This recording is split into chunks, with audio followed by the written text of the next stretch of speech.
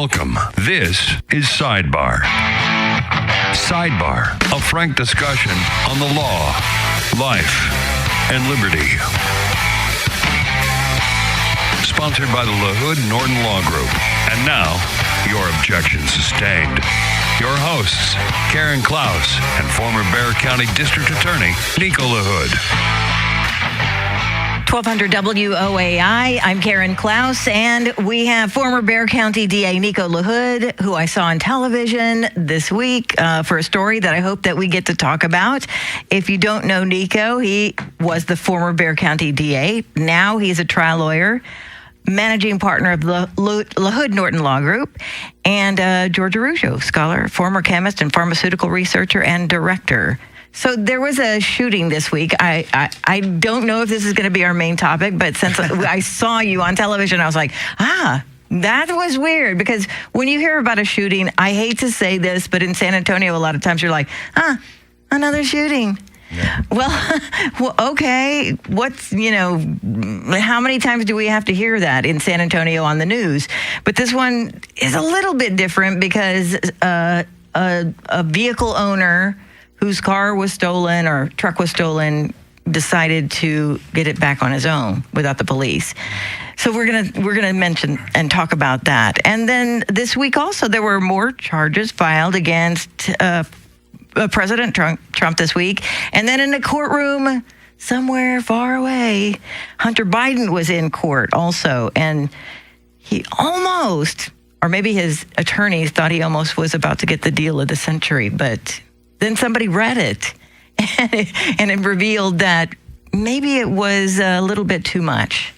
Maybe that we should look more deeply into the charges. So where are we going to start, guys? Oh my! Well, and then we got hate speech to talk about too. Oh my gosh! I totally forgot to mention that. With hate speech and using proper pronouns. I mean, that's something that people really need to understand. What's a threat? What's a true threat?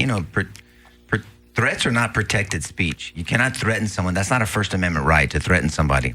But what is it? But the definition matters. So we've talked about this for some time now, that the vocabulary is one thing, but it's the definition that matters.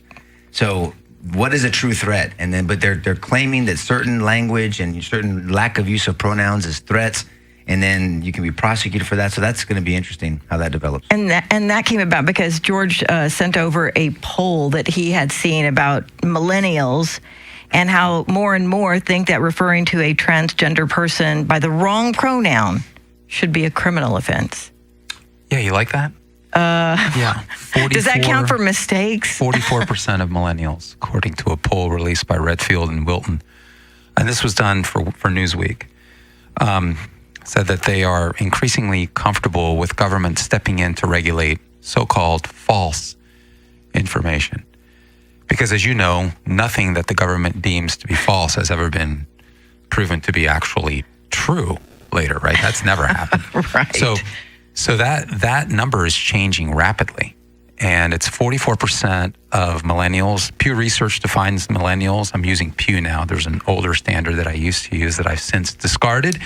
But Pew Research says that anyone born between 1981 and 1996 is considered a millennial, basically if between 27 and 42 years of age. That's a scary number. 44%, you're going to be pushing half in no time. I can't believe there's 40-year-olds that think that stupid crap. I mean, that just really, people really need to think about this and let it, as I always say, sink in, that you can have a 30 to 40-year-old that thinks that if you call someone by the wrong pronoun, that they're okay with the government stepping in and quote unquote doing something about it. And it just shows the level of indoctrination and how that as well, I think scripture calls it, your conscience has been seared, that their mindset and their logic has been so if I walk around and say, if you don't call me Prince Nico or King Nico, this is how I think we take it. We're just ridiculous. But have you noticed when you use that as an example, they're saying that's not right. That's not what we're talking about. Sure. Not seeing the similarity. Yeah. But it's how I feel. If I feel like a king, I want you to reference me a king or a prince it's just it's a separation from reality. They're outside of reality, and it shows that their reality has been distorted. I mean, pronouns relate, and we've talked about this before, to your sexuality, to what you are, your gender. And I know they try to make this distinction. One's a social construct, one is what you're born, your sex and your gender. But that's all just word gymnastics or word jujitsu, as I say. I mean, they're really just playing with words. Because when you try to reason through it, and you can't try to reason through it because they don't want to have a logically consistent argument with you. They want to call you names, yell at you, threaten you, shut you down, cancel you, because they don't want to engage in the arena of thought, the arena of critical thinking. And when you see something like this, I mean, it's really, because what else would they be okay with the government stepping in and taking care of?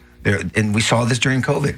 What rights that people willingly handed over to the government out of fear, out of this desire to satisfy their feelings, whether it's fear or feeling sorry for somebody or not wanting to be offended. You don't have a constitutional right not to be offended, and neither do I. People have said some horrific things about me, usually not to me because they're cowards, but about me, and lies. I mean, just outright lies. And now you don't have a right to lie. Don't get me wrong. That's called, when you lie to somebody to cheat them out of something, or hurt their reputation. You don't have a right to do that, but you can express your opinion. You have a right to a stupid opinion. I think that if you look at the data, Nico, it seems to break down also along partisan lines. Democrats, for instance, are to the tune of 70% very comfortable with the government stepping in to regulate what would be false information. Now, you can say those freaking Democrats, man, can you believe that? Of course, we would expect from Democrats they're turning communist. Yeah, okay, maybe that's true. But Republicans are at 39%, 39 to 40%. Republicans, okay, that's a chilling number for people who are supposedly constitutionally minded, or the constitutional party, the grand old party. What the hell's going on here, man? And what we keep coming back to is every single human being in the United States, generally speaking, goes through the American educational system. And this is a theme.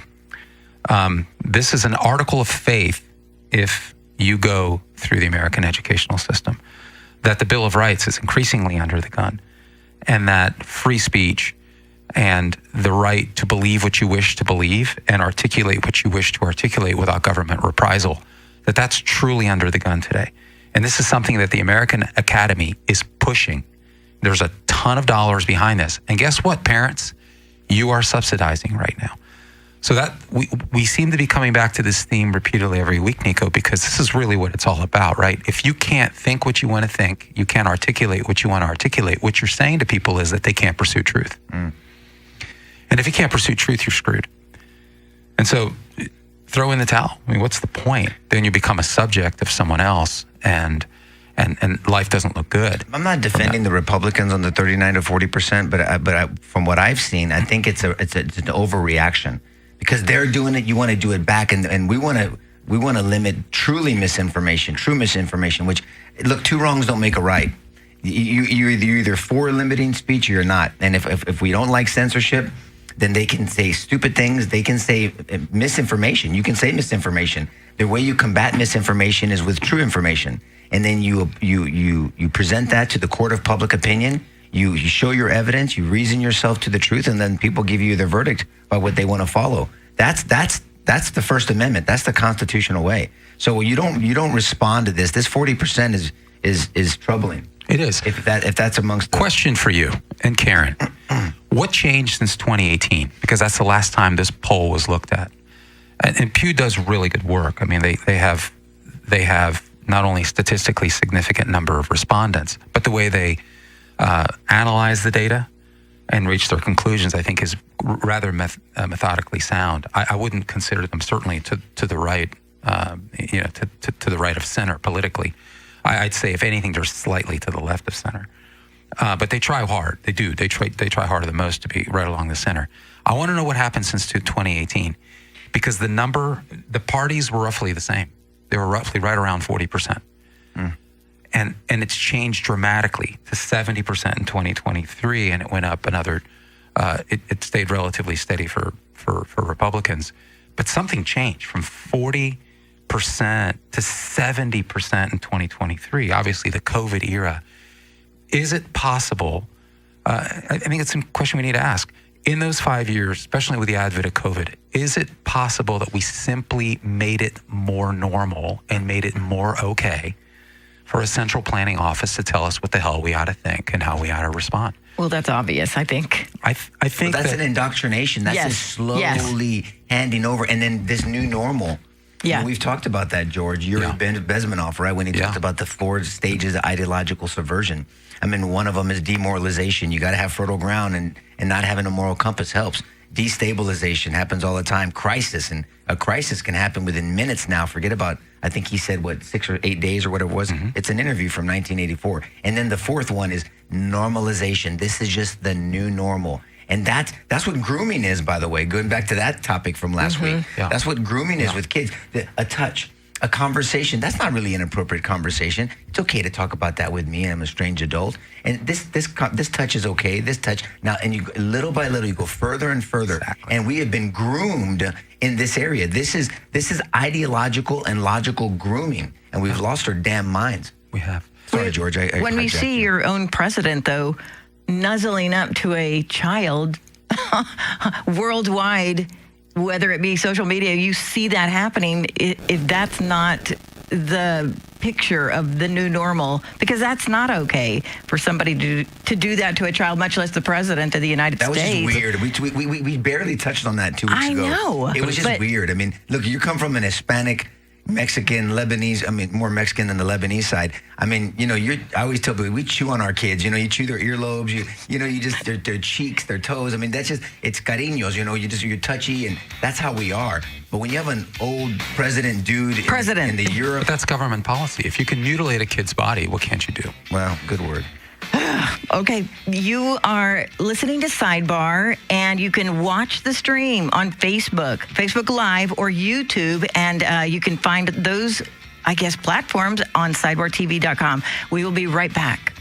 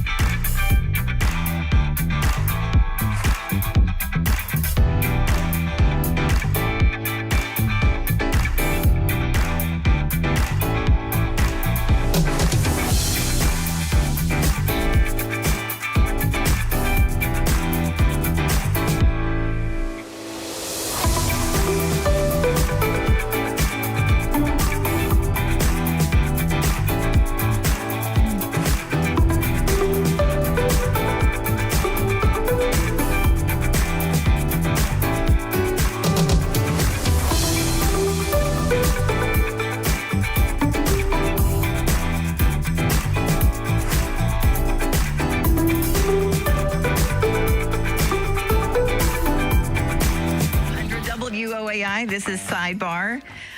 I don't know if we're going to continue this conversation or want to wrap it up. Chomping on kids. I had a thought, like just a quick commentary on it, because I think, as I always say, my view of history is that it's, of course, linear, moves forward, but it's also cyclical, because human beings have an uncanny ability to not learn from their mistakes. But C.S. Lewis wrote an important book, a 1948 called God in the Dock, Essays on Theology. And he said something really remarkable. He said, of all tyrannies, this gets back to us being so willing to outsource our autonomy as human beings, our ability to think rationally, to some other party.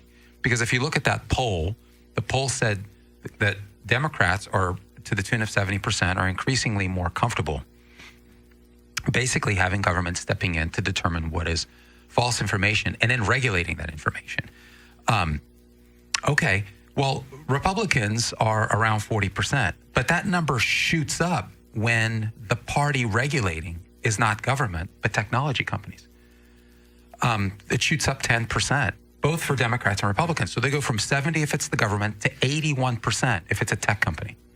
Republicans go from about 40% to about 50%. And so there just seems to be this comfort level. Okay, if it's not the government, it's tech companies, as if there's comfort to be gained from that.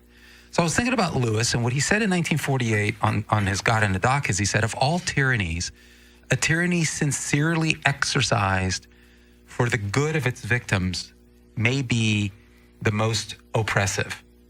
He said, those who torment us for our own good will torment us without end, for they do so with the approval of their own conscience. So I'm going to suffocate you, but it's for your own good. And because I say that, doesn't it? Exactly. it makes me feel better about myself. And so they pad their conscience that way. And we just, here's the point. We're learning less and less about human nature. Our founders had a real sober view of human nature. They were seeing what was going on across the water, Nico, with the French Revolution.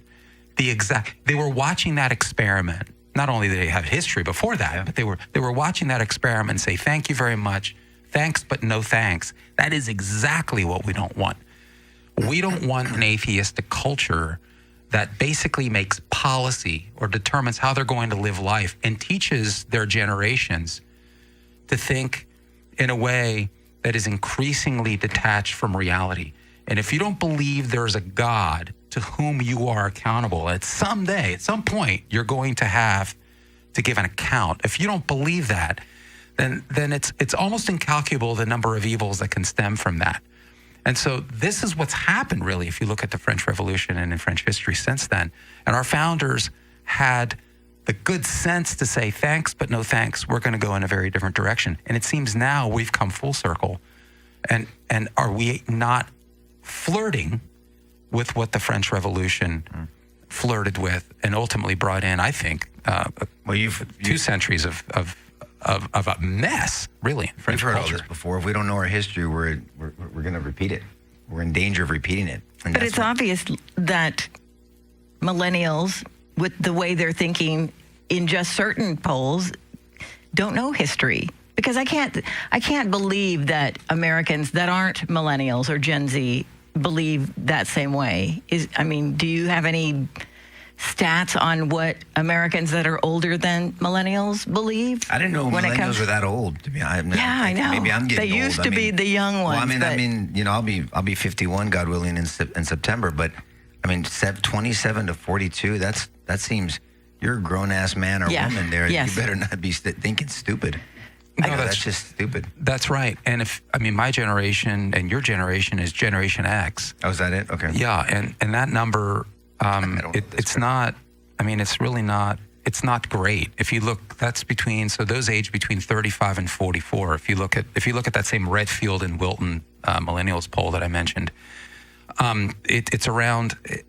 I can't believe I'm saying this, but it's around 38% that agree that misgendering someone should be illegal.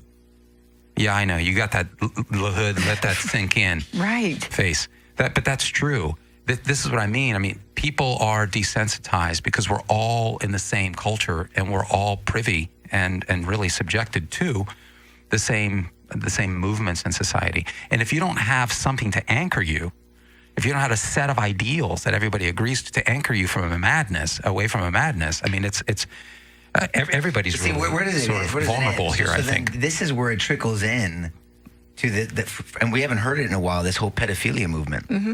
Yeah, they can consent. It's not pedophilia. It's young person attraction. What is it? Minor attracted. Thank you, Jeff. Minor attracted person. And then we changed the age of consent lower. In Texas, you have to be 17 to consent to sexual interaction with somebody. Let's shelf the morality just for a second legally. Unless the high school rule says if you're within 3 years. So a 17-year-old and a 14-year-old are in the same mindset, maturity level where they can figure this thing out or whether they really can consent. 14 or 13 and 16 or 12 and 15, believe it or not, a 3-year high school rule. But then we start changing. If you can change your pronouns, you can change consent. What else can't you change? When we divorce ourselves from objective reality, this goes back to the whole relative truth. Karen, your truth is not my truth, and what's true for you, you live your truth. You do you, Karen. That's a stupid way to live life. Now, you be you. I want to say you be the Christ version of you. I'm the Nico expression for me as a Christian of Jesus Christ. But with my unique talents and shortcomings and everything else that I work on. But we don't suspend reality in that pursuit of you developing the best form of you without using the terms that other people use too much. You shouldn't do that, and we're doing that. That's right. And you can make anything normal. I mean, you start a kid early enough in their age, you can make anything normal. The most ridiculous, absurd, depraved thinking can become completely normal, depending on how early you start indoctrinating. Now, we brought this up because you're going somewhere with this. Because there's actual bills, there's actual legislation that is being passed. Well, I know, but it's so hard to believe. Right? Yes. I was looking at stories that there are moves, I guess, in Michigan to actually to criminalize using the wrong pronoun. Is that the simplest way to say it? But that goes back to the opening section block when we talked about what's a true threat. Because I always tell people, you'll test their theory when you apply it to a Christian conservative or someone that disagrees with them. So if you call an Islamic person something they don't want to be called, or a Christian, or a Hindu, or a Buddhist, or whatever ideology that's opposite to this progressive leftist, communist mindset, if you apply it to anything other than that, will they still hold true? Remember what I always say, Karen, be careful the world you help create, because someday you may have to live in it. So when the Christian is offended, when the quote-unquote, dare I say, the conservative is offended, will this still apply, or will they craft the law just enough to protect only that class of individuals? That's exactly right. That's brilliantly stated, and that's exactly how it's being crafted. That's why I refer to these guys as this movement, really led by the Democrat Party, and unashamedly so. They're becoming more and more blatant and unapologetic about it. And this is perhaps one of the most authoritarian and tyrannical bills that have been passed in recent memory. I mean, and I don't think that's an overstatement. This is HB 4474, and the bill. Michigan, right? Michigan. It's in Michigan. Yeah, I was trying to pull up the verbiage because I knew you were going to ask me what constitutes being harassed, right? Or a threat. Exactly right. And so if you look at it, the bill states that a person may be charged, and I just want people to know it passed the House on June 20th of this year. So it's awaiting the next step. Now, it's caught so much heat that it's probable that it won't. Thank God. But you never know. Yeah. So this is worth talking about because I promise you what happens in Michigan doesn't stay in Michigan. Yeah. Okay, and it's already happening. There's similar versions in California and in other states.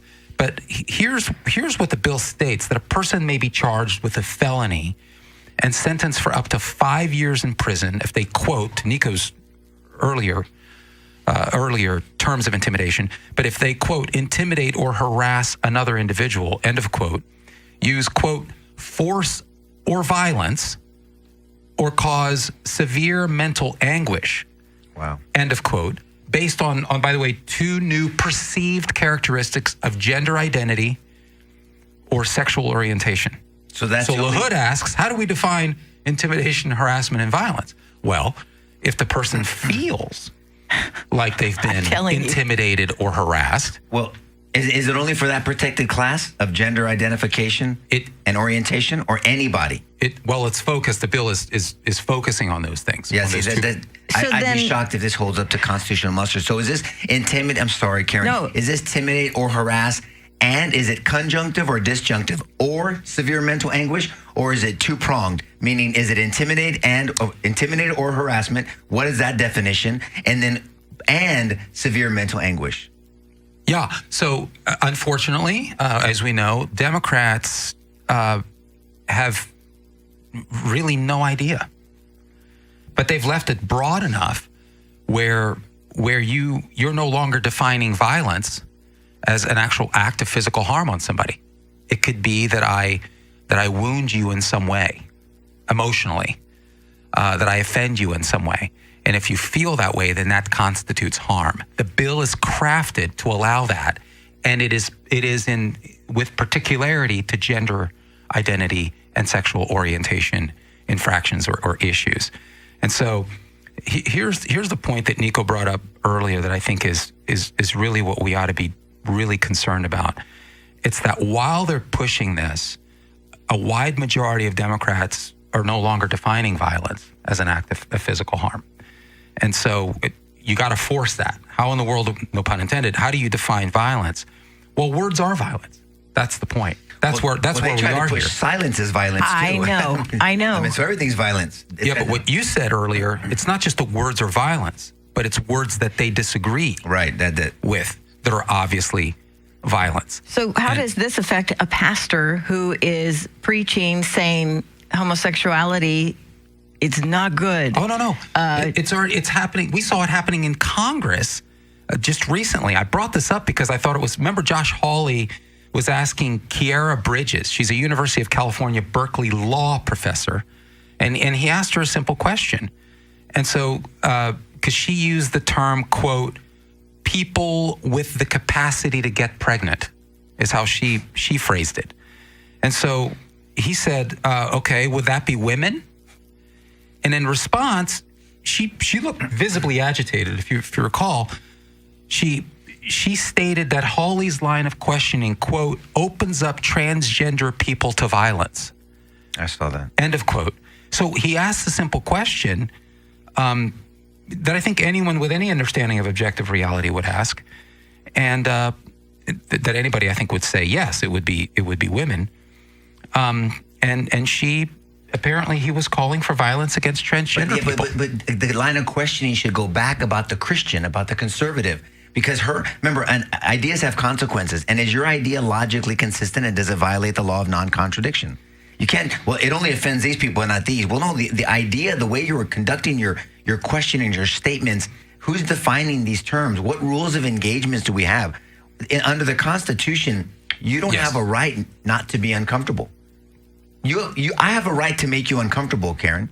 And many people argue, and I've said this before, you can't have a meaningful conversation. And I truly believe this. You cannot have a meaningful conversation with somebody without the risk, not the intent, without the risk of offending them. I totally agree. How does it become meaningful? For anyone listening right now, Nico, and by the way, if you're listening to us, thank you very much for doing that.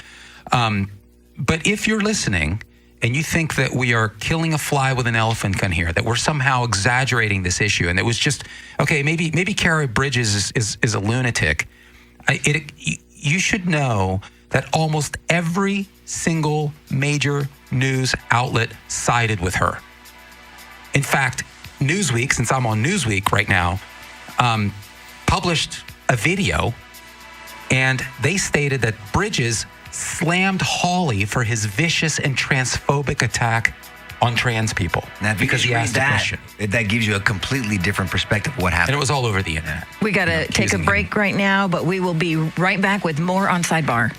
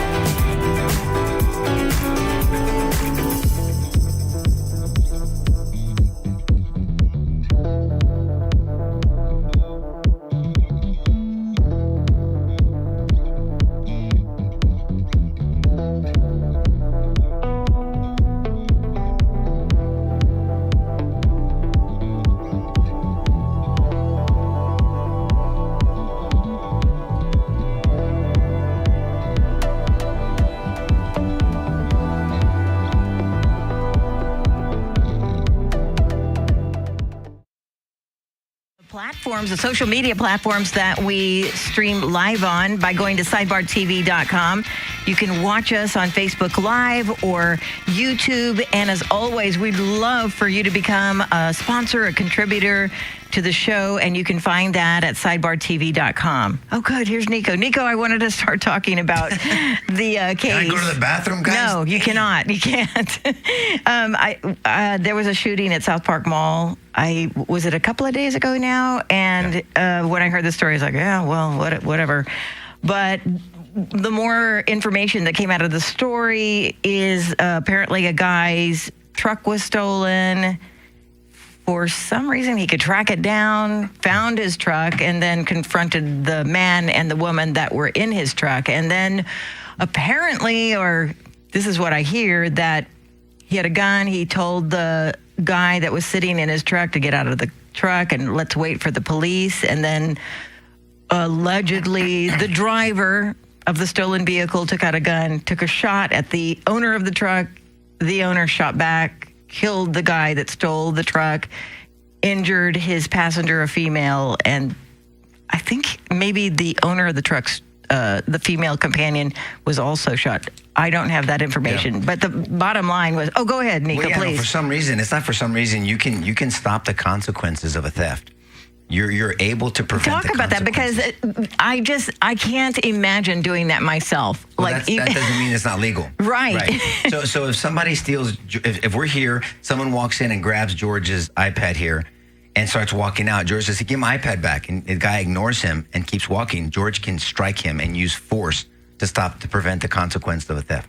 He can use force. Now, what's force? Let me just stop. The reason I ask that is it's so ironic that how many times have we seen just in the last week thieves come into stores, not in San Antonio, but just take whatever they want, walk out the door, and if somebody that works there tries to stop them, then that person's fired or... Well, that's all internal policy, but notice they're usually not prosecuted. Not yet. I mean, sure, they're fired, but... GA, maybe you would be, but the law allows you to prevent the consequence. In most states, I mean, in all states, with Texas for sure, you can prevent the consequence of a theft. Now, how you can do that and what you do is another story. So this guy gets his car stolen. He has a tracker on it. Mm-hmm. He tracks it down. This happened a while back. It happened in Houston the same day, from what I understand. When the journalist told me that when I interviewed him with him, and he presented a gun. Now, presenting a gun is force. It's not considered deadly force until you pull the trigger. It's not deadly force until you use it. So he used force to prevent the consequences of a theft. But then he called the police. So he gets them out of the vehicle, has them there sitting there, and then calls the police. That's good. Now, I would have recommended calling the police before, but that's another story. Yeah. And then we'll talk about what you can do versus what you should do. That's another analysis too. But I'm just talking about the law. Then, not allegedly, the guy shot the owner with the truck. He pulled a gun out, the deceased, pulled the gun out and shot the owner. Only by God's grace did he not pass away. I mean, he shot back and killed this dude and then hurt the other person. So, but then it becomes a legitimate self-defense. Now he used deadly force to stop the use of deadly force against him. Now here's another scenario. He finds the car, pulls the guy opens the door and shoots him. That would have been wrong. He would have been prosecuted for murder.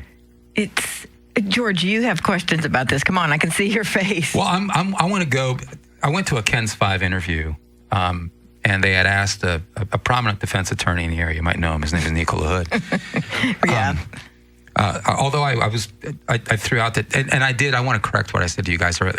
Buried inside the text, they actually did mention that he's the former Bexar County DA. Oh, they did. Okay. But it's buried and detached from his from the title of defense attorney. And anyway, I originally took issue. I'm no longer offended. See that? So here's what you said. You said citizens have a right to prevent the consequences of a theft. In that prevention of consequences, you can use force to prevent a theft. You can use physical force, but the law also says you can display a weapon. That's considered force, but not considered deadly. Very consistent with what you just said right now. And I think the article kind of went on, and you said, "Hey, he shouldn't be facing any charges from this incident." That's your conclusion from this. The McManus said that what you said, that he wishes he would have called the cops before rather than after. But then McManus said but he did what he felt he needed to do. I like that language, but I don't like that language. I don't like that language. Well, why? I like it because I'm a human being and I'm selfish and I like to do whatever I feel like doing. But in terms of maintaining order in society, I don't think that's the best way to frame that language. He did what he felt he needed to do.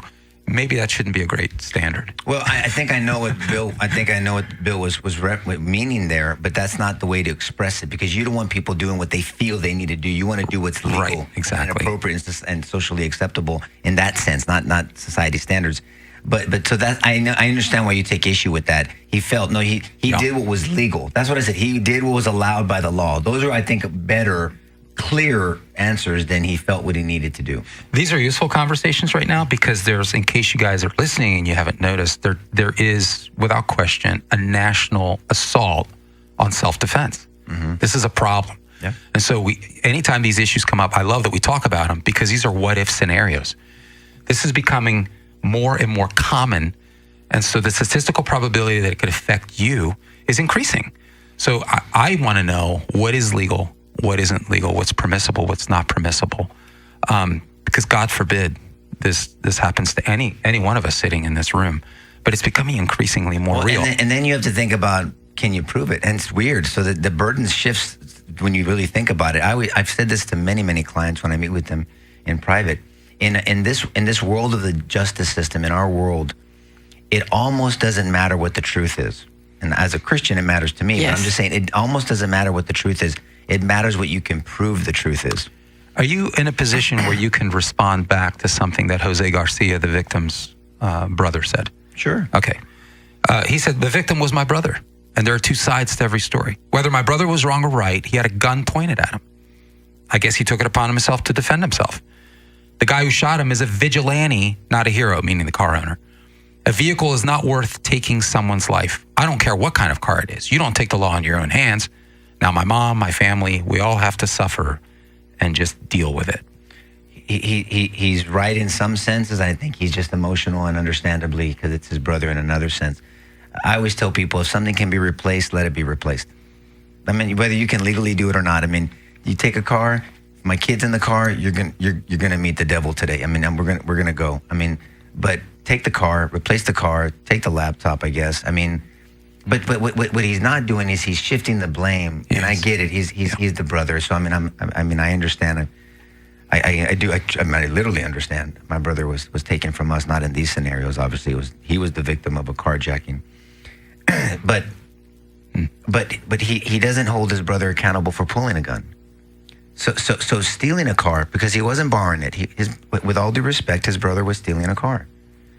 And stealing a car, it's not worth pulling a gun to try to continue. He actually states, and I mean, again, you can understand that. I mean, he's just lost his brother, whom he loves very much, I'm sure. But he actually states that it doesn't matter whether his brother was right or wrong. Yeah, but that's not it. Only by the grace of God, not because of his brother, that his brother is not facing capital murder charges. The owner of the vehicle was shot. If he would have passed away, he would have been charged with capital murder, meaning the death penalty could have been imposed on him. Yeah. I mean, you can try to escape that or side shuffle that if you want to. And again, I say this respectfully because nothing there offends me. It's misplaced emotion in my. Had the brother not passed away, he'd be facing capital murder charges. Yeah, right. Yeah. What I wanted to get to is how this article ends your part of the interview. Mm-hmm. It's like you're talking about the material facts of the case, and it almost seems like you dropped this statement out of nowhere, and then they move on to talk about the weather. I know exactly what you're going to say. You know I'm going with this? Okay, yeah. It stuck out at me. You guys should read this article. It's a good article, I think. San Antonio shooting, again, South Park Mall, Ken's 5. Here's LaHood, quote, "If you're asking me my opinion, people have lost confidence in some of our institutions. Unfortunately."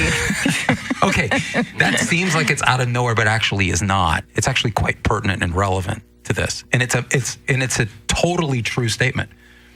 The average confidence of the average American, I should say, the average American's confidence in American institutions, let's say from small businesses to the military, is around 27%, according to Gallup. That's a 2022 poll. I don't know. If I get a 27% on an exam, I'm not partying. Right. So I think your statement's valid. What did you have in mind when you made that? Well, when you say what he should have done, people don't trust law enforcement. People don't trust the prosecutor. Yeah, that's on They the don't list. even trust that they're going to come. That's on the when list. you call. Yeah. And they just don't. So they feel like unfortunately, they feel like they have to take the law in their own hands. Then this gentleman acted within the confines of the law.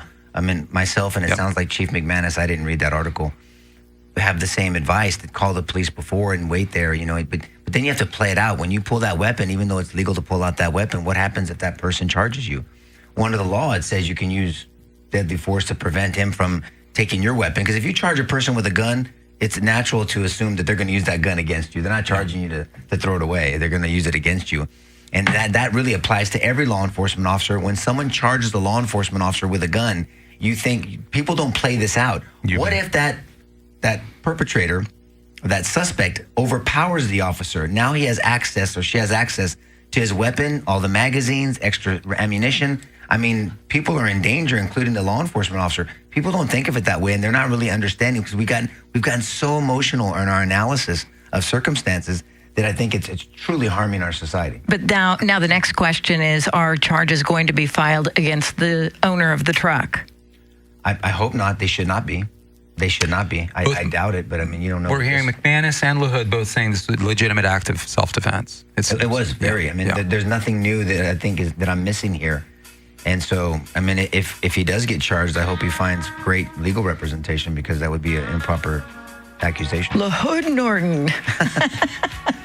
I'm telling you, but the first thing I thought of when I read that last sentence, nobody knows if charges are going to be filed. I was like, that poor Marine on that subway never knew what was going to hit him either. Wow. Okay, we have one more segment. We will be right back. Please stay with us. This is Sidebar on sidebartv.com. You can find us on Facebook Live and on YouTube. We'll be right back.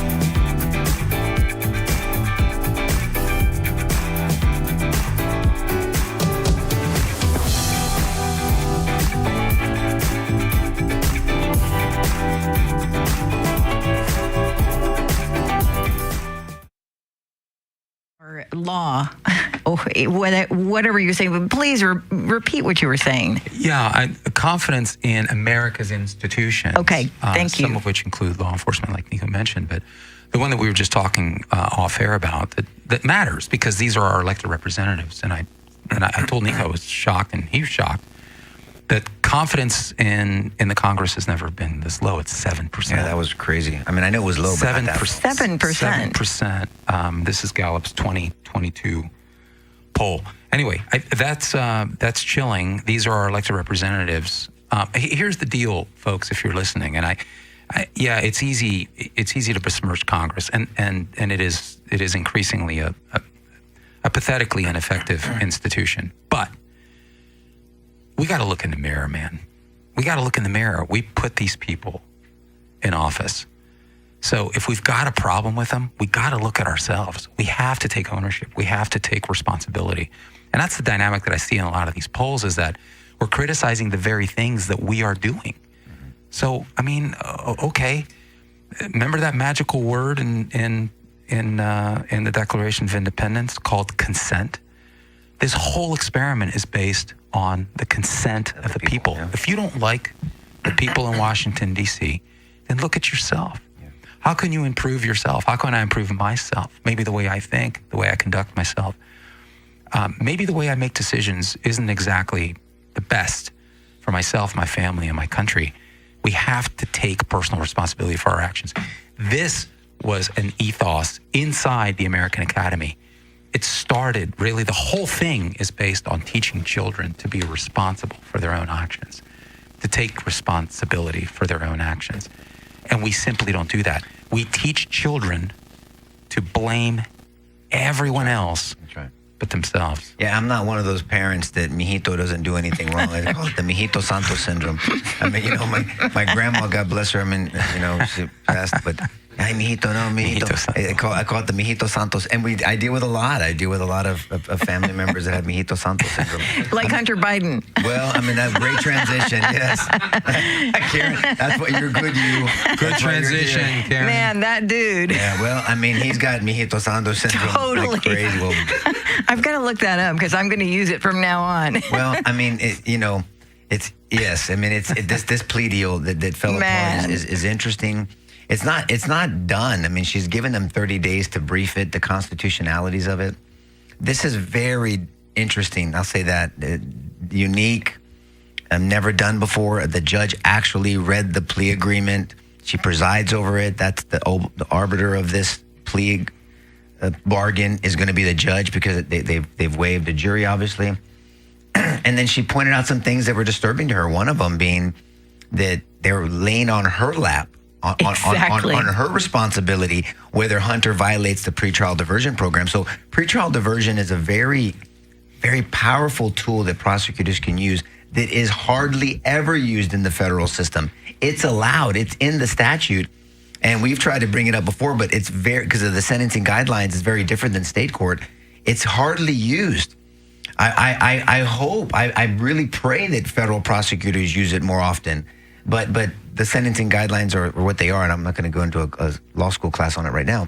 But under the plea bargain, it's up to the judge to determine whether Hunter Biden violated the pretrial diversion agreement. Well, the problem is on a pretrial diversion agreement, you're kind of leaving the judge out of it. It's between the prosecutor. Just to be clear, the diversion, it diverts you out of the court system. Yes. And into a supervised release arrangement of sorts. Yeah, you're not in the... How did they think they were going to get away with that, though? Yeah, well, it's a legal workaround. Yeah, it is. Because it would be appropriate based off, like with us, we didn't have a robust pretrial diversion program here in Bexar County. When I was district attorney, it wasn't used enough. I said, it's at our disposal. We should use pretrial diversion for nonviolent offenses. There's evil and there's stupid. When we're dealing with stupid people, we've all been stupid. Let's use pretrial diversion because there's a redemptive aspect to the justice system. We have to look at all of the circumstances to see what's appropriate to get justice, meaning what's best for the community and what's best for the individual to help them reestablish themselves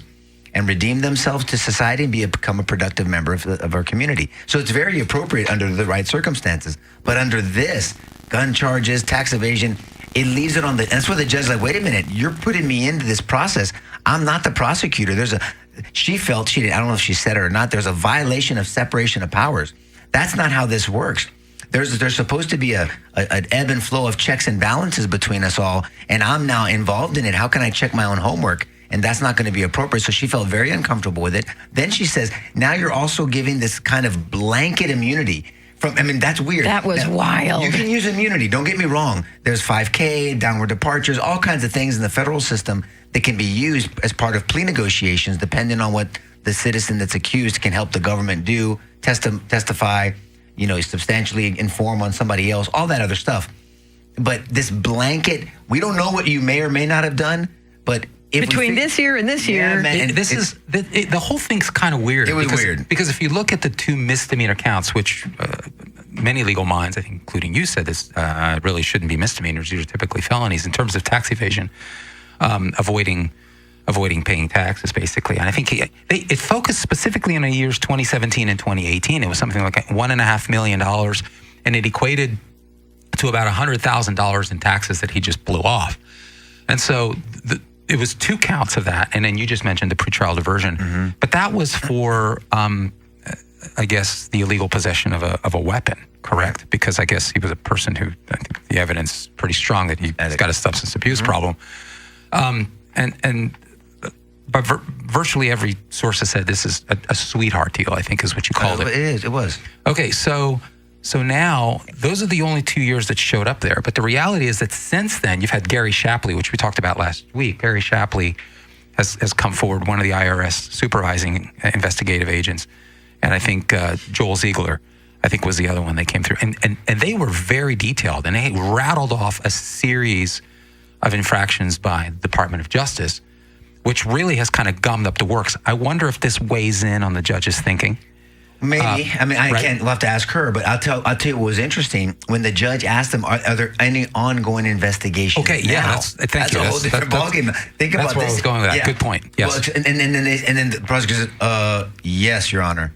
Well, now he had to say yes, because if he says no, and now you got subpoenas, FOIA requests, Freedom of Information Acts, open records requests. Now everything can be requested. Now he's like, yes. Now if there's open investigations, it was a weird and move. it's that there seemed to be this huge disconnect between the Biden legal team and the prosecutors, because the Biden legal team is assuming this is going to help them avoid exposure to a bunch of other crimes. And but the prosecutors are saying, well, not really. We have an ongoing investigation through the Delaware Valley attorney, David Weiss. Oh, shoot.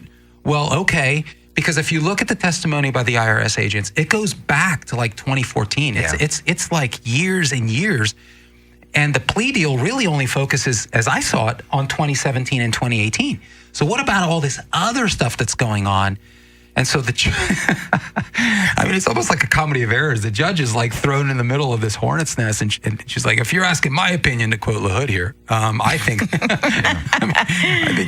I think this is a well. You know, has this ever been done before? Putting the judge in this position? Not to our knowledge, Judge.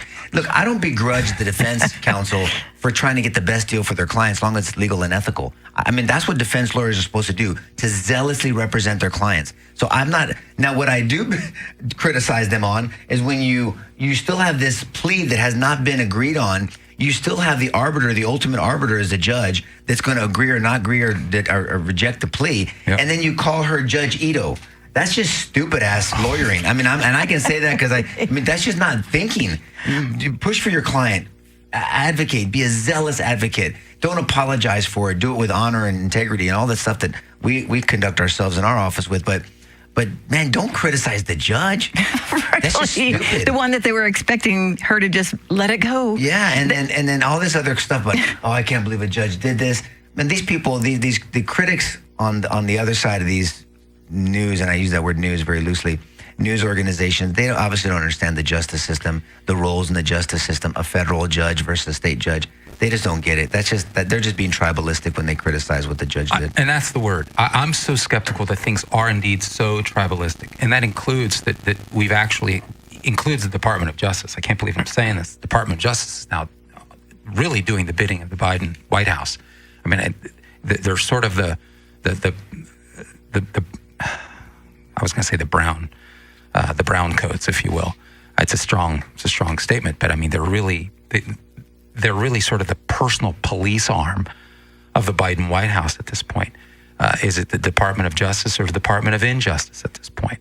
And I guess I'm wondering if David Weiss, the Delaware attorney, in the aftermath of that testimony, is actually concerned now about some of these allegations, and because his stories have shifted, Nico. Merrick Garland came before Congress and said, "Remember, someone's lying." Yeah, he said, "Oh no, there's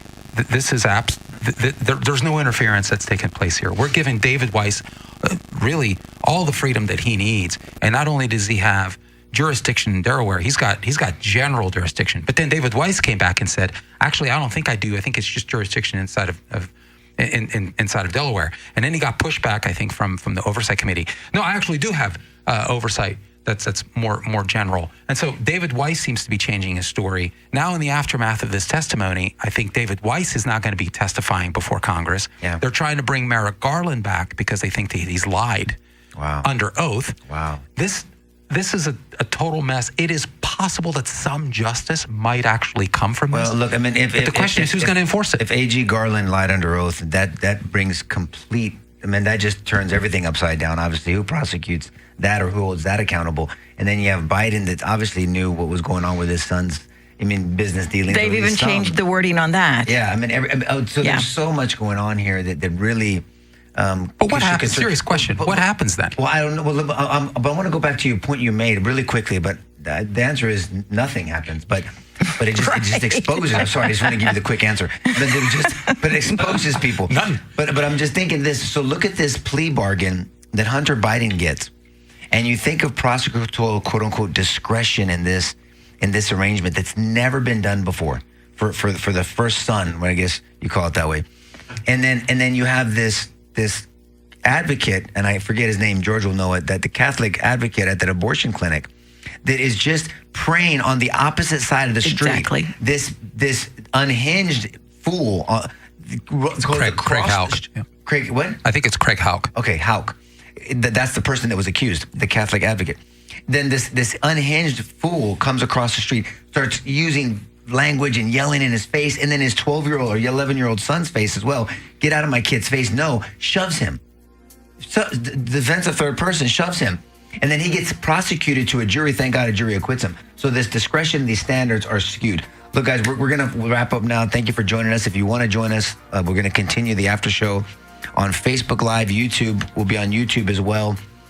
Share this with someone. Encourage people to watch the show and share the Facebook feeds and YouTube with someone you think may enjoy it. God bless you guys, and hope to see you next week.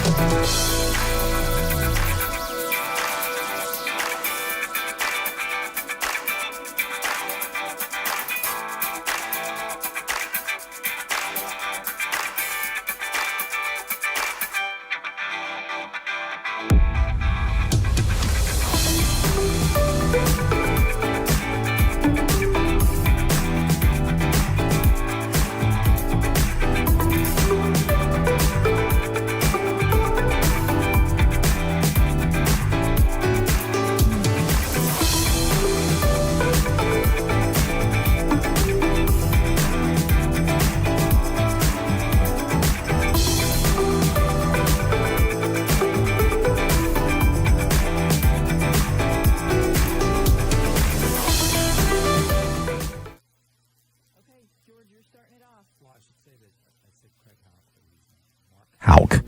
He's the Catholic advocate that Nico was talking about that was doing sidewalk counseling and has been harassed by the Department of Justice under the FACE Act. But he's been exonerated since then, really. I mean, so thank goodness for there's some. He shouldn't have had to go through that. No kidding. No kidding. So I wanted to clarify that up front. But I wanted to ask, because I think this is a question that's on everybody's mind. It's certainly on my mind. And I want to play this out, as you say. So there's nothing in the Constitution, that prevents Donald Trump from running for re-election, even if even if he's arrested, no matter how many times he's indicted. Frankly, even if he goes to prison, there's nothing to prevent him from running for president. Although logistically, one might ask, it might be a little tough to run the country if you're behind bars. Fair enough, but Trump, there's nothing to stop Trump from pardoning himself if he's elected president of the United States. I heard someone ask that question, and I've looked at that, and I've not seen any. I'm not a lawyer, but I haven't even played one on TV, but I can read, and I haven't seen any compelling legal argument to push back on that Trump wouldn't be able to pardon himself. So I guess what I'm asking of you, Nico, is what do you think about that? I mean, just playing this out, because now they have a third indictment, and so it's conceivable that a fourth is coming. The Georgia stuff's still out there, but it's coming. We know that. So what's the worst case scenario here? In what sense? I mean, he goes to prison. Okay. I mean, you're asking with worst case scenario. With who? With Secret Service? No one's contemplated. No, I'm wondering, that. is that a stupid question, or is that a reasonable question? Okay. It's what I call. Because it sounds stupid. No, it's called a logistical question. It's in a much more serious arena as or similar to the one when they talked about processing him, when they walked him in and he turned himself in. And whether he's going to be in cuffs and whether they do a holding cell and where do they put the president? I mean, we can't have an Epstein situation where he's left alone and then all of a sudden he's hanging. For any president, for Clinton, for Biden, for anybody else, Obama. And so they haven't played that out. No one's thinking wise. I mean, the Democrats have really damaged our system. And there's no other way to think about it. I mean, think about what they did with the impeachment in the House. From my understanding, they didn't do a full investigation. They just went straight for the vote on the impeachment. And so, but the Republicans here are doing a thorough investigation. They're trying to. I mean, look, whether you like them or not. I mean, this is what you want. I don't want someone falsely accused.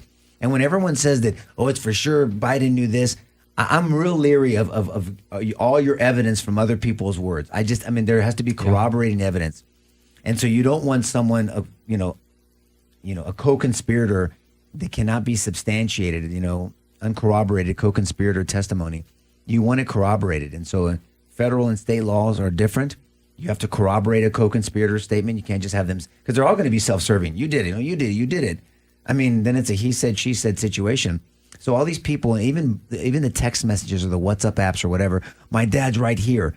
That crack addict, toothless fool, I mean, he could have been lying that his dad was right next to him. Now, I don't know if he was or wasn't, and I don't like President Biden. I don't like the way he runs the country or he's administrative, and I think he is a lot of questionable behavior. Questionable. Does he have a bank account offshore? Why is he getting money? Where does he get his money from? You've never had a job. He's never he's never been a CEO. These are legitimate questions. They shouldn't be partisan. They shouldn't be tribalistic questions. Absolutely legitimate. There's questions.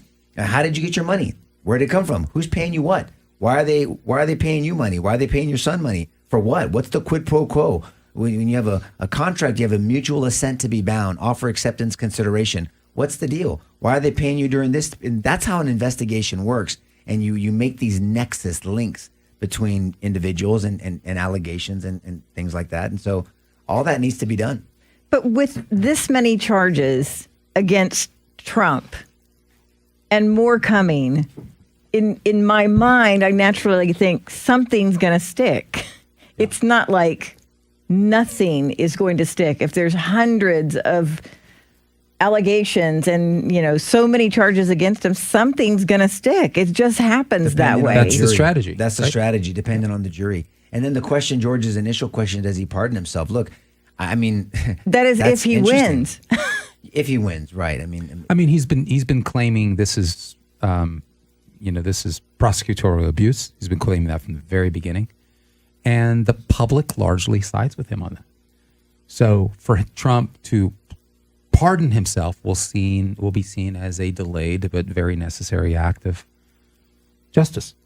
Doesn't it break your heart, though, to think that they could be putting the president in jail? No, it's horrific. They don't, and no one does that unless they're planning on holding on to power. No one does that. Mm-hmm. Right. And that's why we keep coming back. This is communistic thinking. Mm-hmm. Communists never think beyond the acquisition of power. It's a drug to these people. You don't think about the consequences when you're a drug addict. You got to get your fix. Mm. And that's how these guys look at it. This is an absolute addiction. They live for this. My dad and I have conversations a lot about this, given our backgrounds, having come from a civil war conflict that was exacerbated by communism in Africa. We talk a lot about this, and he expresses to me that this is all they do. They don't tire of this because it's what they live for. You don't tire of what you live for. So whereas we go about, keeping the lights on, paying the bills, figuring out how in the world I'm going to put gas in my car when inflation's out the ass. These are the concerns of the average American. But to a communist authoritarian, they're already working 3, 4, 5 steps ahead on how they're going to take your autonomy away. This is what they do. They're great strategists. Centralization of power. This is tough for the American psyche. It's just, I don't think it's tough. I don't even think most think that it is possible. What's possible? That our government turns into a communist or socialist government. Well, they don't know they don't identify what communism is because they've changed the definition. Yeah. When you have these young people that are defending communism and socialism because they just haven't done it right, what are you talking about? There's nothing. Few hundred years. We have the experiment. We know we know the effects of communism and that set of ideas. As we say, ideas have consequences. We've seen the consequences of those ideas. There's hundreds of millions of dead bodies. Current and past. Now, Hitler. Stalin, Lenin. I mean, we know how this turns out, but they're not looking. We're not that type. That's not the idea because they've changed their definitions. I mean, look at the hate speech bill in Michigan that we were talking about on the radio, on air. I mean, the fact that so many millennials or Zs or whatever the hell generation out there, or Republicans and Democrats think that's okay, is insane to me. You have a right to make someone uncomfortable. We have to. This system doesn't work unless you make people uncomfortable. There's just no way. I know. There has to be this pushback. I know, but it's so weird to even. I almost want to laugh when someone identifies as they or them, like a single person, and they get mad because you didn't call them they. I'm like, George has heard me use this example before. I had they're not a client. I'm not going to say their name. They didn't end up needing to hire us, but young man comes in with his parents. It was a investigation for sexual assault of his girlfriend. They had been intimate in the past numerous times, but on this one occasion, she said that she didn't consent. Which the position was she did, obviously. But that's here nor there. Parents are behind him, and he was talking to me and explaining the situation, the history of their relationship. He was 19 or 20, whatever he was. And then he says they. The first time I said, he was talking about maybe there's other people in the room. And then he said stories, and then he said they again. But and then they got upset, and I said, hold on. Well, yes, and I said, hold on. What do you mean they? I mean, were there witnesses? Because if there's witnesses, then I need to talk to them. We need to get our investigator to talk to them because they're critical on contradicting this. No. That's how she identifies as they. And I said, let me tell you something real quick. And I with all due respect, and the parents I go, I'm not doing that shit. Mm-hmm. I'm not playing this bullshit game. I said, in our world, that means something. So say she. You can do whatever you want outside this office, but if you want this office to consider representing you, I'm not playing that. And then in the background, literally, the dad in the background is going. I was like, but hey, dumb. I mean, right. You're the one that raised. I mean, you should be standing up to this stuff too. This is insane. I mean, if they got raped. I mean, seriously, in court. Think about that. Yes, those words matter. They assaulted me. What do you mean they? There's more than one. Who else needs to be held accountable? And is that a contradiction in testimony where someone can be acquitted? I mean, you have to think of all these things. Because reasonable doubt is different than someone being actually innocent. So our standards, all I'm saying is this bullshit, when it comes into the justice system, this favorable treatment, all these ideas out there, then that's when you know your community and your society is in trouble. And we're seeing that trickle in from the Hunter Biden situation to what's his name? Mark Houck getting prosecuted. The fact that self-defense is becoming taboo. You can't even defend yourself, which is ridiculous. You have a right in this country not to be a victim. But why is it? I know, but because they want to call it. Because the other side says this group is people with the capacity to get pregnant. If you say women, you're the bad guy. But that's the way the group that says people with the capacity to get pregnant view someone who just says, well, that's a woman. But that's not the majority of people. That's why I'm saying the squeaky wheel gets the grease. But if you look at social media, it is the majority. I'm telling you, and that's what people get that's how they get their news. Because people don't want to I don't want to deal with it. I don't want to talk about it. I don't want to. Well, then just shut down. But people need it. If you don't want this ideology to actually indoctrinate your kid, you better speak out. I mean, like we talked about this last week. Our 14, she'll be 15 in September. We're doing this once a month. We're having the kids over, her friends. The first time there was 12. This time there was 9. And we feed them. They fellowship in the pool and they swim a little bit, and then we have a talk. And we're going to talk about life and from a biblical lens. And we're going to have raw, real conversations. It's a mini R-rated Christianity session with young people. And tell the parents, look, if you have sensitive ideology, then don't send your kid. I'm coming after their mind. I'm very open about it because I want to place reality in them, number one. And then they all claim to be Christians. What does that mean? I want to make sure that we build them up and train them up. And then they can talk politics, gender, whatever. Anything's on the table, literally. And it's been neat. From the first conversation, it was a quiet. Everybody's just listening as we're setting the tone, me and another parent. His name is Mark. And then this one was a little bit more of a conversation. We're sitting down, and then hopefully the next one will be even better and better and better, and they'll continue to grow. You used a term. I'm sorry, George. I was Don't just forget your thought, Karen. Yeah. Go ahead, please. No, I want to respond to what you used a term during the show. You be you. It's not my term. It's theirs. Exactly. But what is it about myself, Karen, that makes me say sometimes I really don't care what you're doing, but me, my family, and the people around me, we know that person is a man, that person is a woman. Why can't those people that are trans or whatever why can't they just do what they want to do without having to tell us that believe there's men and women how we need to address them or how we have to change our language? I know. So I've given you the example before of the person that used to cut my hair. Oh yeah, years ago. I addressed her as her.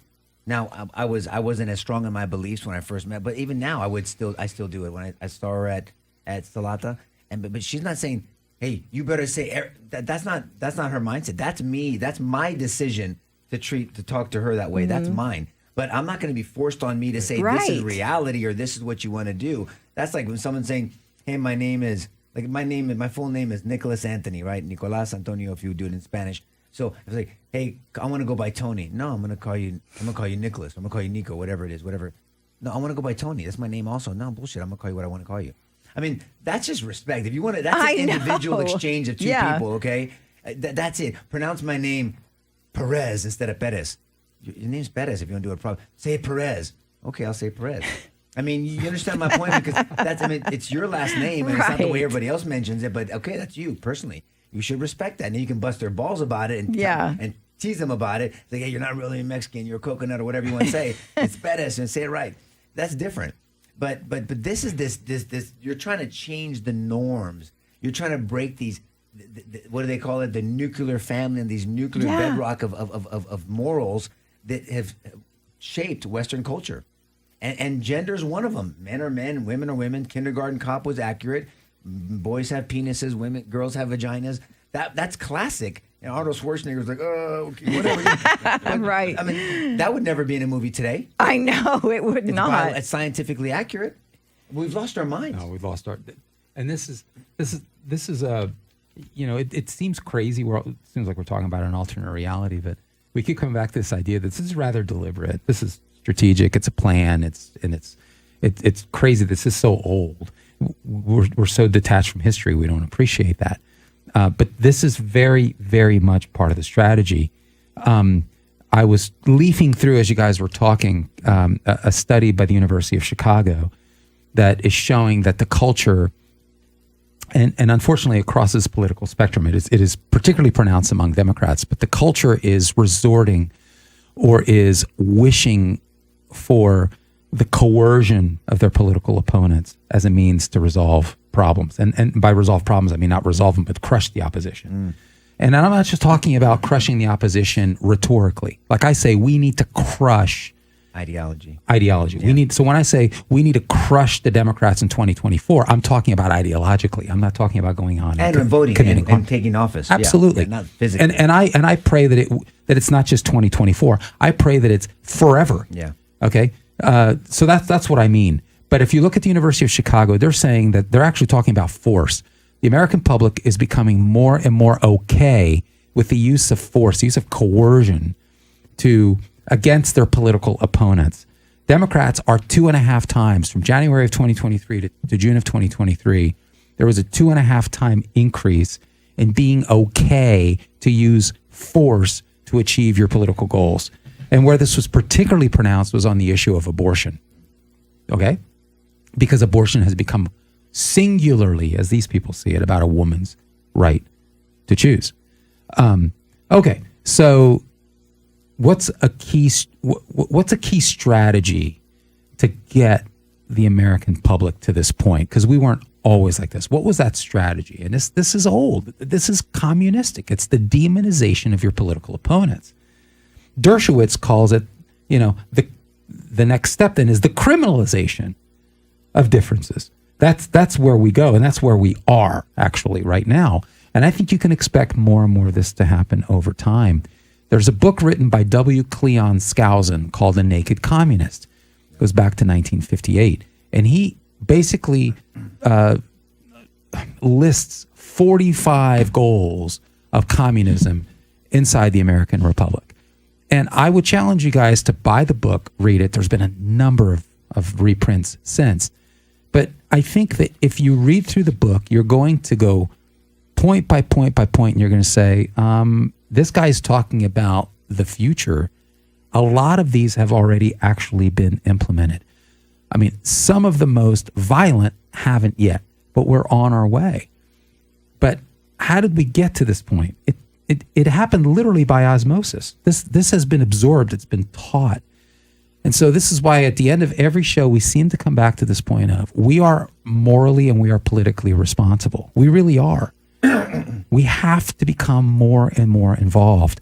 The old adage of calling up your representative, which seemed like some cheap thing to say, actually matters here. You should be calling your representatives. You should be very specific about what you're expecting them to do in terms of how to vote, in terms of the things that genuinely concern you. And I would use authoritarian language. I would use totalitarian descriptors. I would use communistic descriptors when you're leaving messages, if it's a voicemail for your representatives, to let them know how serious the moment is right now. And I think that's the problem. We don't have an appreciation for how serious this moment is. And if we don't, then how are we going to respond? So I hope that that's what we can continue doing this show, is educate people, because without that, I don't know what the hope is. I have to say that we mentioned some of the glimmers of positive things that happen, and it's so sad that you have to take Hunter Biden and use that as a glimmer of hope that there's actually going to be justice. But those little glimmers of like him not getting his sweetheart deal, they're so far and few happening. But that didn't happen because the ideology in the justice system is better. That's because of the checks and balance. That's a checks and balance. If the judge didn't do her job thoroughly, and do her due diligence. Yes. Now she's being criticized because she's a Trump appointee. This should have been from anybody. It doesn't matter who appointed him. If she didn't do her job and analyze that plea deal and actually read it and understand what it was conferring on her, this wouldn't have happened. The pretrial diversion wasn't released early. Everything, they wanted to rush this thing through as best they could and then get it done. And once your plea double jeopardy, sign on the dotted line, done, it's right. over. And now it's over. And now that there's this blanket immunity, but the House is doing what they're doing. There's been more press being brought to it, not through mainstream. Obviously, at some point they can't end this. Right. The White House is actually the press secretary is being asked questions from other media outlets now. So it appears the dam is breaking. I mean, it does. And we just need to pray. Mm-hmm. We need to pray for that. We need to pray that it continues to happen. Not because of what I want the justice system to function. I want people to have an understanding of our rules of engagement, of how we're going to conduct ourselves societally, but also politically. We've gotten so vile towards each other. We've gotten so vile towards each other. We've got to be able to have conversations with people we don't agree with. And you've got to debate them, and we have to banter, and we've got to be passionate, and we don't have to hate each other. Again, I'm going to go back to why I like Bill Maher. I don't agree with him on I shouldn't say almost everything, most things, the vast majority of things. But I like that he encourages conversation. And we need to be able to have these conversations with people. And so anyone that's open to conversation and is against censorship and is against communism, we can live together. Yeah, not in the same house. I'm not at my house. This is how we see reality, right? This is very American. It's very Christian. This is the way to move forward. But I know people are wondering, if you're listening, I know you're wondering, will it matter anyway? Because so mined our institutions in the country. I mean, back to our earlier conversation about Americans losing faith in the institutions. So mined, so gutted are a lot of those institutions in favor of left-wing ideology. We wonder if so much damage has been done that what's it going to take? Yeah. Look, we got to win elections. We really do. We got to be strategic. We ended last week's show by talking about this idea of what are some practical things that our elected representatives can do. What about the Republican National Committee? We got a crap load of money. We really do. I mean, Trump, for instance, is just he has and thank God, because he needs it for his legal expenses, for goodness sakes. But he's got a shit ton of money. So Donald Trump alone, the Republican National Committee is raising a lot of money. What are we putting that money towards? We got to be proactive. I'll give you. Last week we talked about how we gave some kudos to Glenn Youngkin, right, in Virginia. How he's saying, look, man, there's about 45 days of early voting in Virginia. Republicans ought to be taking advantage out of every single one of those days and being proactive. The early vote, which has been traditionally won by Democrats, and the mail-in vote. So Youngkin is taking the bull by the horns, and he's out there. I mean, he's cutting ads. He's being proactive. Good for him. Yeah. We ought to be seeing that across, every single one of our 50 states. Republicans ought to have a groundswell of activity in that regard. I'll give you another example that's disturbing to me. But again, being proactive, Nico. I mean, at this time in 2020, and the Democrats were already active in exploiting COVID policy for their gains. Right. So we ought to be doing the same thing now in this regard. There are 18 states that allow votes to continue for days, in some cases weeks after Election Day. So Election Day is more of an expression than a reality. Wow. 18 states. Okay, we have tons of money. We ought to be launching legal efforts to try to change that. I didn't even know that. 18 states? 18 states. Some are calling for a national holiday, the one day to vote. No excuses. One day, and at the end of the night. It's constitutional. There's no excuse to not vote. I mean, you have how many weeks before? I mean, you have all kinds of voting sites. You don't have to vote in your own precinct anymore. I mean, except on Election Day. I mean, there's really no excuse. I don't care who you are. There's no excuse. I know. There isn't. And we should be proactive in that regard. And I don't know that we are. Trump has come out and said that he supports the Republican National Committee. They have a movement called Bank the Vote. Bank the Vote is is the official Republican National Committee initiative that Trump is endorsing, and it's basically a nationwide effort to get Republicans to basically win the early vote. These are practical things we can do. We're putting a lot of money behind it. At the end of the day, you can have such a significant lead that even questionable acts by Democrats, Democrat institutions, activists, lawyer teams, whatever, to cheat, to skew the vote, to pad the numbers, that you might be able to overwhelm those efforts. But you're only going to be able to overwhelm those efforts with significant voting activity. The point is, there's activities going on right now. We ought to be looking for opportunities to involve ourselves in that. We got to be proactive, or we're going to lose this thing. If we're proactive, if we beat them at their own game, there's no question. I think we're going to be successful. I really do. Did you see that they are refusing Secret Service? For Bobby? Yes. Yeah, that's bullshit, man. I mean, just says they'll eat their young. I mean, they'll. Well, he's not considered them. Right. They don't consider him because he doesn't fall in line. Strayed from the party line. I mean, that is ridiculous. I mean, he's got active, legitimate threats. Based off what he's talking about, you can imagine there's always kooks out there. Truth. I've been threatened. You don't know how you feel until you have a viable threat. I mean, it's different. I mean, it makes you look at the world differently. It makes you look at innocent circumstances differently. I mean, obviously, you can imagine. I haven't studied hits and assassinations I know. or whatever. You have to either prosecute them, you study them for whatever reason, and so there's not a situation that's not a dangerous situation to me. There's just not. That doesn't mean I don't let my guard down at some point. I'm human. I totally understand what you're saying. I'm not the normal Joe out there. Even when I was covering the courthouse as a reporter, that was my job at one time. It makes you look around every corner, not because you're all paranoid, but you realize the side that you didn't see before. You're vigilant. You have to be diligent in what you're doing. And I always tell people, I mean, every situation when you talk about mass shootings or I know. You think about it, they were just at the mall. I mean, I was in Houston this week for an advanced criminal law seminar. And it was tied to the Galleria Mall, and we were at the West End and at their facility there for the seminar all week. And so you go eat, you're down in the food court, and I'm looking around, and they have a lot of security presence there, a lot of off-duty police officers, a lot of security staff, and with their uniforms on. So obviously they're being very proactive. They're just a presence is a deterrent, which is good. Not all of them had weapons. I mean, I had mine, but I mean they didn't have their. I mean, not all of the security guards did. But I'm looking around and you're positioning yourself and you're watching people and you're looking at their expressions. I'm looking at their eyes. Yeah. Man, Nico, you can't enjoy yourself.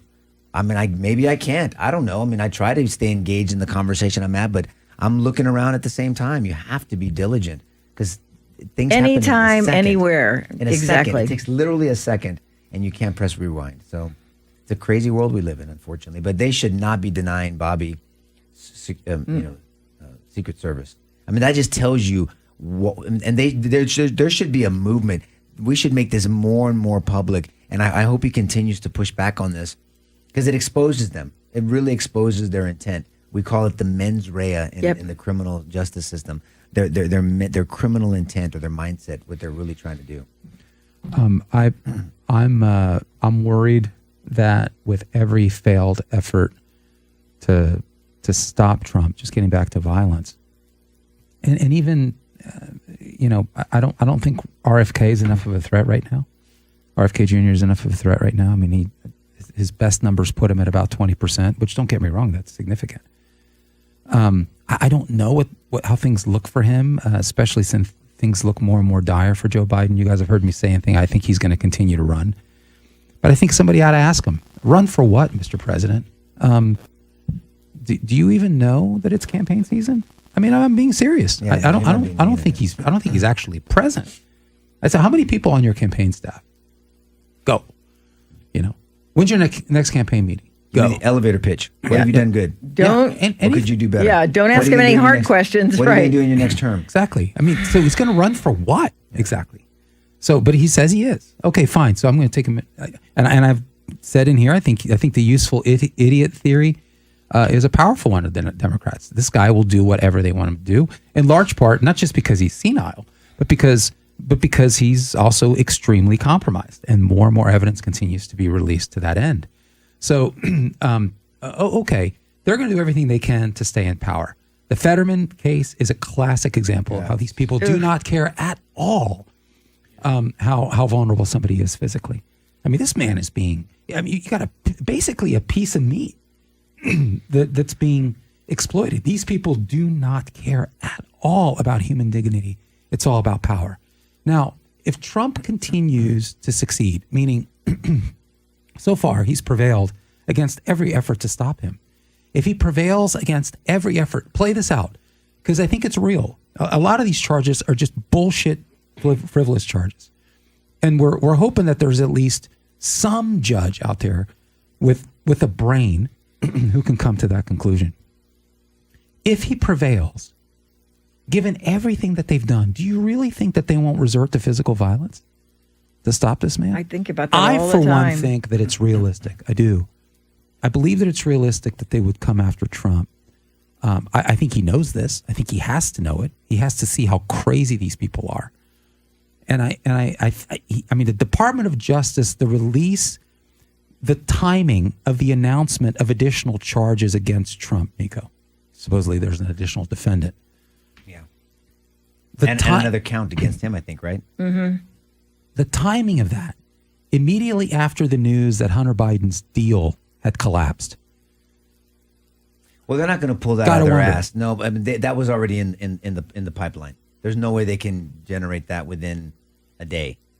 I mean, I get that. I'm not saying they didn't have it ready. I'm not suggesting. Okay, I wasn't. I'm talking about the announcement. Okay, yeah. The announcement. I got it. This is information ops, and so you see what they've done in terms of information ops. You see what they've done in terms of intimidation ops, and so I'm just. You got to think about, where is this going to stop? Remember, if you're addicted to it, it ain't going to stop. It's just not going to stop. I don't even know if they're addicted to it versus they just want it because they have a goal in mind. They have an agenda in mind. I mean, you're addicted to a substance, you're addicted to a behavior, you're addicted to whatever, but I'm not saying that they're addicted to it. I just think they want it and they'll do anything to get it. So why would somebody be addicted to power? Because of what it provides. It provides control. And a totalitarian addiction is just what it means. You're addicted to controlling everything about a particular person, hence the word total. Well, versus, are you making a distinction between that, like I can't help it, versus I just want to control everything? I don't think it's something they can't help. I think they want it and they don't matter. Maybe I'm just getting. I get what you're saying. You understand my point? An addiction is you have no choice over whether you do it or not. Physiological. Right. There's something going on. And I think we could be talking about distinctions without a difference. I think you're right. I think what I mean is, after you do a drug for so long, right, whether you want it or have to have it, I mean, that line's blurred. Mm-hmm. And this is an existential necessity for an authoritarian. They have to have it. They have to be able to exert control. I mean, consider the benefits. You don't have to be accountable to anything or anyone. You could just simply crush your opponent, period. And before Trump, they were already doing that, though, weren't they? Mm-hmm. Before Trump. Sure, but I think that Trump's win in 2016 was a shocker. They already had Hillary on Time magazine covers. Absolutely. Madam President. Yeah, that was ridiculous. They gave her the questions for the debate. It was a foregone conclusion. So it took them by surprise, and holy crap. All they've done is they've increased their resolve, and now they're just blatant about this kind of thing. So what do? Don't be relying on the GOP. I mean, I'm glad to see that the GOP is taking some great measures, but everybody needs to be involved. Pray about how you guys might be involved. But I want to see the GOP go after non-likely Republican voters. We got to continue to do that. You have the Latino community, the Hispanic community. I think the young people, too. Young people. They're the hard ones I like to convince. I like the work overall that Charlie Kirk is doing, trying to get young people to think differently, to embrace. Me personally, I'm a combat sports, fan, and I train. But I love that the MMA world embraces Trump. I mean, no kidding. I just love that. I mean, because they see a fighter when they see a fighter. I do hope Joe Rogan reconsiders and has Trump on. I think he's got to look at the numbers. I think it will be the most watched podcast ever. Oh yeah. But ever. I think it would be, and I think if they did it live, it'd break records. And then overall, I hope Trump's not stupid for trying to go on Rogan. I mean, he's asking. Rogan has said he said no. Yeah, well, he said no. I don't want to help him before, but that shake was interesting, and it was congenial. Yeah. I mean, Joe has said, Rogan has said that he would vote for Trump over Biden if that's the options. To me, that's I'm going to continue to say this. I'm a strategist. That's significant. That is really significant that you have someone that was a Bernie Sanders supporter, and he's finally seen, because he experienced it from COVID to the vaccine to the way he was lied about, to how they came after him. So it became very personal for him. I mean, Russell Brand the same way, a guy that used to be a left-wing guy. Now he's a libertarian, I guess, but he's a free speech dude and hates censorship. And he's a liberty guy. I mean, I like so the work. bold. He's bold and courageous, he's creative, and he's witty, and he's funny, and Russell Brand is really. The reporters don't even know that he's ripped him to shreds. Did you see him on MSNBC or whatever it was? I saw him on something recently. You gotta look it up. Yeah. It was a while back. People are. Oh, I did. With Joe and Mika. Yes, thank you, Jeff. I did see that, and the people were sitting there like, did he They were say so something against? uncomfortable. Right. And he's so comfortable in his skin. That's what we need. Yeah. We need that more on our side. We have to know what we believe. That guy knows exactly what he believes. Yeah. And so for a Joe Rogan, back to my point, to be a Bernie Sanders supporter, I don't want to help Donald Trump. He's a pariah. Oh crap, these ideas suck. And they've been Right. And he's been supporting Trump without coming out and saying he's supporting Trump by advocating for the very kinds of things that Trump has advocated for on his platform. I agree. Even as I look at a picture of the quintessential pecker, Asa Hutchinson, whose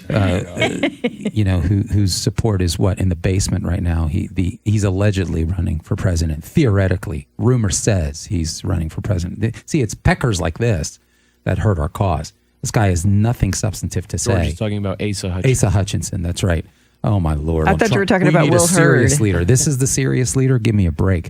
So but I think that getting back to your idea of the GOP going after non-likely voters, nothing corny and as you say, inauthentic pleas. Nothing like Hillary Clinton's out there in her famous or sort of infamous dumbass black accent during her speeches. Yep. I ain't always tired. Anyway, that's bullshit. Or Biden with it playing what Despacito. And then you see, and he's like this. Don't stop it, Nico. Stop it. Ass face. Stop it. I mean, and then tacos and it's got to be genuine. I mean, just really, say, look, I don't know. Please, It's gotta be dumbasses genuine. need not apply. God please. bless it, man. Hillary with the hot sauce on the Breakfast Club. What do you carry in your purse all the time? Hot sauce. Shut up. Yeah. Look, So, nothing corny, we're please. guilty of that stuff too. I mean, we know. can be guilty We of are. that stuff too. Just be comfortable in your skin. I always encourage, know who you are, know who you're not. But have conversations and be excited and sincere and genuine about wanting to learn about someone who's not like you. And then find middle ground and have a conversation. But don't compromise yourself. When you're around people that are black, people start talking with a black accent, or Hispanics, you start talking with a Hispanic accent, or just talk the way you talk. Just be yourself. Yeah. Don't use their slang words. I can't stand. That's why the slang words of today, I don't use any of them. I can't stand it. When they talk about gaslighting this or that this or true that. I never said that stupid ass phrase, true that. That's true. Use proper true that. And I got intelligent people, and if people are watching, sorry, man. Well, I'm not sorry. But I mean, true that, because they're trying to be cool to their kids. Just make yourself cool to your kids. Like, they want to be like you, not you trying to be like them. Mm-hmm. Now, if you want to wear a shirt that's different or whatever, just know who we are, is all I'm saying. Right. And we try to be chameleons and morph into somebody else, and then you lose your identity of who you are. Be yourself. Be proud of who you are. Hopefully you're proud of who you are. And then just have conversation with people, man. I don't know. All right, I'm not ranting. But it's 42. True that. Oh, shit. Now we're going to end on that. No, I've never said true that. I don't think. Good. I cannot remember. Don't start. But I would guys, say. Thanks for joining us. Hope you enjoyed this. Share this with someone that you think might benefit you, and have a blessed weekend.